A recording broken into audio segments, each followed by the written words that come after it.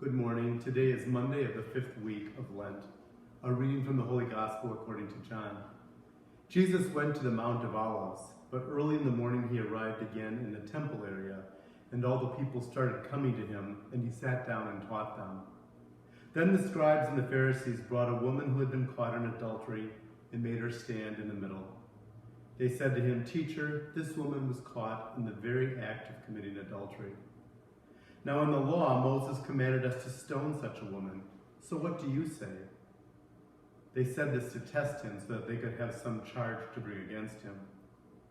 Jesus bent down and began to write on the ground with his finger. But when they continued asking him, he straightened up and said to them, "Let the one among you who is without sin be the first to throw a stone at her." And again he bent down and wrote on the ground. And in response, they went away one by one, beginning with the elders. So he was left alone with the woman before him. Then Jesus straightened up and said to her, "Woman, where are they? Has no one condemned you?" She replied, "No one, sir." Then Jesus said, "Neither do I condemn you.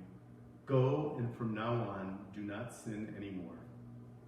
My sisters and brothers, the gospel of the Lord. Praise to you, Lord Jesus Christ. First of all, I'm coming to you this morning from Shell House Chapel. One of our brother Jesuits may have COVID-19. He's being tested.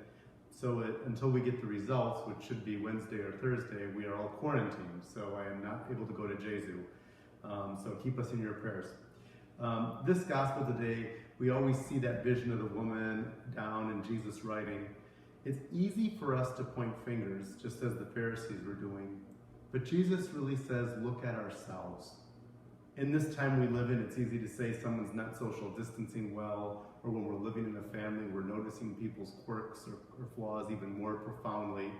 Today's gospel is a good reminder to be humble, to remember we all have quirks, we all have failings, we all have sinfulness, and to look at ourselves first. Humility is the thing that Jesus wants us to be. The Pharisees were arrogant. Jesus says, look at yourself and worry about yourself, your own judgmentalism, your own lack of charity and kindness, and start there.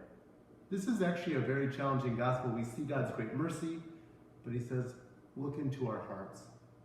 As we struggle through these days of confinement, let us ask God for that great grace of humility, to put ourselves before the Lord and say, Lord, here I am. I need your mercy. God bless.